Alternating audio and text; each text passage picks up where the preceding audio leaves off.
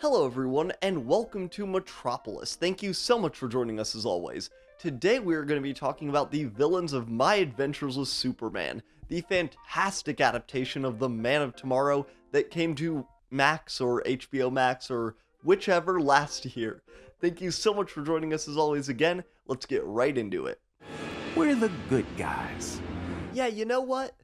Let's start with the good guys. My Adventures with Superman is a seriously fantastic series for how faithful it is to the Superman mythos and how much it just doesn't give a shit about it.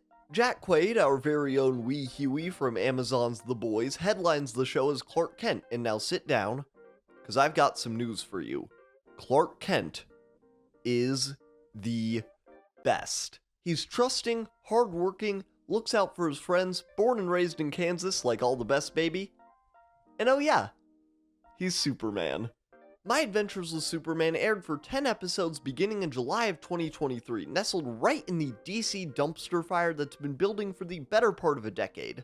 I waited until the following Thanksgiving to watch it all at once, which ended up being weirdly perfect, and absolutely fell in love with it. The way this series adapts the Man of Steel's rogues gallery is fascinating. A mix of standard adaptation, some reinvention, and straight up theft. One of the greatest strengths of DC Comics, maybe even more than their heroes, are their villains. We've got the Joker baby, the always there Batman who laughs, and Black Adam recently changed the hierarchy of the DC. But for all of the incredible villains in DC Comics, I think a lot of people who may even be comic book movie or show fans can only name a handful of Superman villains.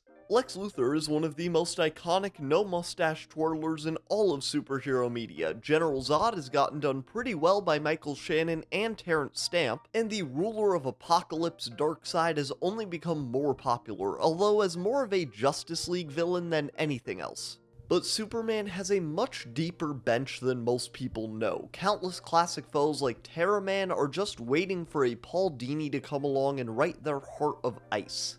And I see no reason why My Adventures with Superman couldn't reach the beloved highs of Batman the Animated Series if given a few more seasons.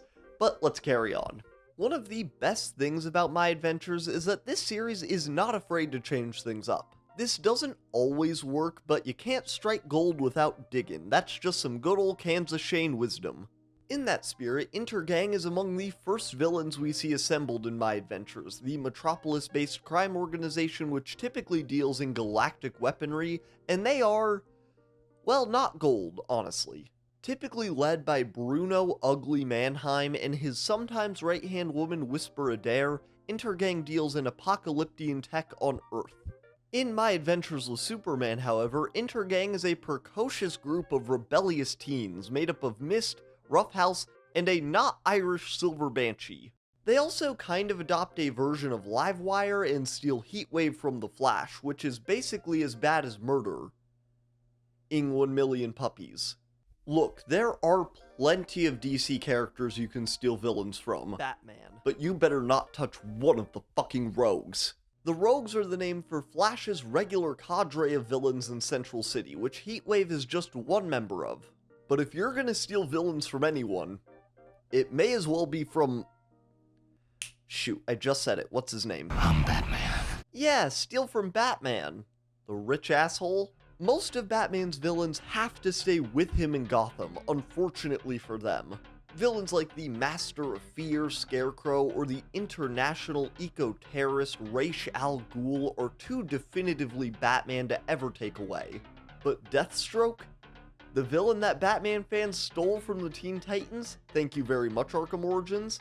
I actually really like that game. The multiplayer was quite underrated. Yeah, I think Slade Wilson is the perfect candidate to portray Superman's story. The super soldier turned gun for hire would be a great foe for any Superman.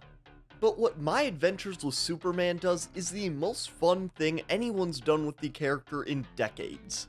My Adventures ages down Deathstroke simply going by Slade. He works under the watchful eye of Task Force X to hunt down the Superman of Metropolis. Slade here is voiced by Chris Parnell, who makes a strong mark with his small amount of screen time due to the casual, almost friendly nature of his lines. Nemesis Omega, 0 day. Task Force X, tell us what you know. Tell you what a bunch of gibberish means? Zero Day, tell us what you know. He also has a fucking Kaiju number 8 suit. You normies will get that reference this coming April. But My Adventures with Superman knows to never stray too far from what makes these characters survive the test of comic time. Slade is still a condescending asshole who can beat you to a pulp, and the season leaves off with him getting his iconic impromptu enucleation. In the same way, Mr. Mxyzptlk gets a Toriyama-esque redesign, ditching his more typical Western look, but the interdimensional imp still wows Clark with his multiversal knowledge. This Earth, Earth 12, Earth 50, Earth 508, weird Earth. The works! And uses it to be cruel just as quickly. Normal? You are never going to be normal. I have seen countless yous, and it is your fate to always be different and weird. But speaking of normal or not normal or whichever it was, Superman has some villains that can border on the plane. And this is not a plain Superman show. While it treats the core of the characters and his cast like gospel, it's not afraid to try new things, especially if they're from Japan! My Adventures with Superman takes numerous cues from Eastern animation, with stylistic elements like impact frames and light uses of Sakuga. We can even see a shoujo element of this through how the show handles Lois Lane, especially in her relationship with Clark. Kiss Kiss Fall and Portal, the episode where they finally soak for the first time, is even a reference to Kiss Kiss Fall in Love, the famous intro for Ouran High School Host Club. The romance between Lois and Clark is one of the most classic elements of the entire series, which I really appreciate. But you know what I don't appreciate? They ruined Parasite. And I kinda like that villain. For every normal aspect of Superman's mythos for this show, they try and put their own spin on it. The writers of the show, however, clearly love Superman and know what makes him tick, so they've put out consistent bangers.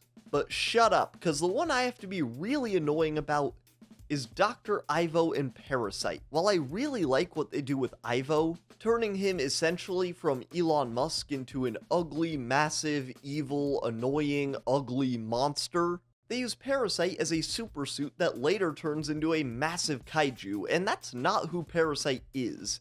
He's a big fat guy, but he's not jolly. You gotta keep that in mind. But I can only dislike this so much when they use it to create moments like this. What does that make an alien freak like you?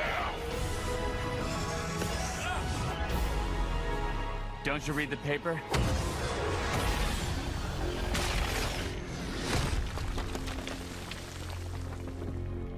I'm Superman.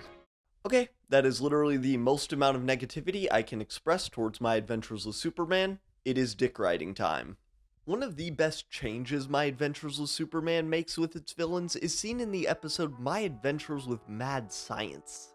The Brain and Monsieur Mallah, the evil-doing duo, get a reinvention in My Adventures. Once a pair of German and French scientists respectively working for Cadmus Labs, now a German floating brain and a French sentient gorilla, who have fallen in love. My Adventures with Superman uses the Cadmus couple to pay homage to the weirder side of the Man of Tomorrow.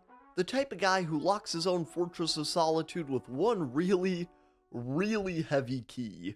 The two play a briefly antagonistic role without being too threatening to totally mac on the chill vibe the series has going on. If that cool guy lingo is enticing to you, then let me introduce you to the Daily Planet star reporter, Steve Lombard! Steve. Sports. The Daily Planet not only gives Clark a great supporting cast in Perry, Jimmy, and especially Lois, but it even gives his cast a cast. Like if you broke your cast.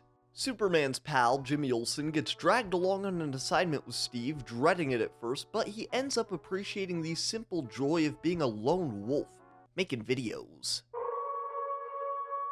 In the same way, Lois gets her own villain by way of Vicky Vale, the star reporter of the Gotham Gazette. Vale plays foil to Lois, making her choose between her career and protecting the people she loves. Lois and Clark have one more personal villain that ties the entire season together for me, but we have another fantastic one to discuss first. Amanda the Wall Waller continues to be one of my favorite villains in all of DC Comics. Typically an antagonist in the Suicide Squad franchise, in My Adventures with Superman she leads her newly formed Task Force X to eliminate him. Waller is one of my favorite villains in all of comic book media. She controls any room she's in, and My Adventures respects that. Plus she's fat, but not jolly, which is essential. But Waller uses her black hole of a soul to help create the best Superman show villain of the past 20 years. Track down and terminate Superman. There were a few times watching this show where I quite literally stood and cheered. One of them I've already shown. Another was when they actually made Electric Blue Superman cool. And the third is another moment which I've already shown. We're the good guys. Seeing Deathstroke in between Amanda Waller and Sam fucking Lane in episode 2, let me know I was in good hands. Sam Lane, father of Lois and leader of the mission to eliminate Nemesis Omega, is the perfect blend of an existential and personal threat. Not only has he already demonstrated his desire to not only defeat the Man of Steel, but to make him suffer. Wait, I don't understand. Again. No, I just... Again. Again. But he horrifies Lois and Clark with his judgmental dad stare over their new relationship, and that's leaving aside the alien strap he has on him. Wait, not that guy. General Lane balances the genuine terror he holds that Clark could be the return party for a militant alien force and the grief over what has become of his family. Joel De La Fuente brings this complex villain to life with a rage that bubbles just under the surface. Are you having doubts because of something real? Or is it because Superman reminds you of her? Think hard about what you say next. I am. The general who lost nearly everything 20 years ago, including the sense of joy we hear as he talks to his wife over the phone, confronts Clark on Thanksgiving at the Kents, a perfect time and place for a Superman story to wrap up. The villains of My Adventures with Superman may not all be perfect, but they all contribute to something amazing. Having this cadre of interdimensional imps, giant kaiju, tech-boosted criminals, and horrifying political powers finally balances Superman's villains better for the non-comic reading audience. I hope that Superman Legacy releasing in 2025 can continue the good work done in the public eye towards Superman, but respecting his cast this much, especially when it comes to lesser known villains with all the potential in the world if they have a good writer and actor like Sam Lane, while at the same time giving him a cast of lesser villains to punch with abandon, My Adventures with Superman translates just part of the rogues gallery of DC's Golden Boy better than I ever could have hoped for. The season ends with a tease towards Brainiac, who kinda looks like a Destiny boss now, and I believe General Zod. Those two working together like Slade, Waller, and Lane kinda writes itself, so I'm really excited to see how they actually write it in season 2, which should be coming this year. I love what My Adventures with Superman does with his cast of villains, and that's not even the half of why I recommend this incredible show. You can use it to get into Superman or just have a great time. But that is the video for this week, y'all. I'll see you next time. Goodbye.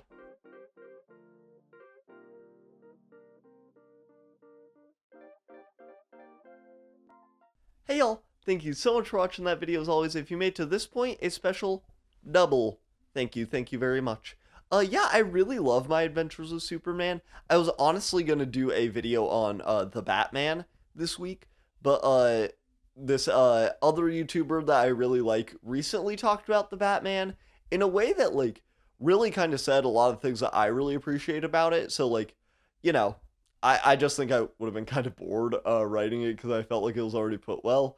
But yeah, I have been thinking about a video to do on the villains of this series for a while because yeah, Superman has a pretty cool rogues gallery. I was gonna say very, but you know, like he's like up there. He's got a pretty cool rogues gallery, but you know, the only one that like general audiences seem to want to see, or that I guess like executives probably think that general audiences want to see, is like Lex Luthor again, Doomsday again, perhaps Brainiac at some point, you know, and like you gotta get Mr. Mixix-Pitalik in there, baby, and Terra Man. I am literally blanking on every other Superman villain right now. But what I have to show this week is a nice little Superman origin comic called Man in Superman.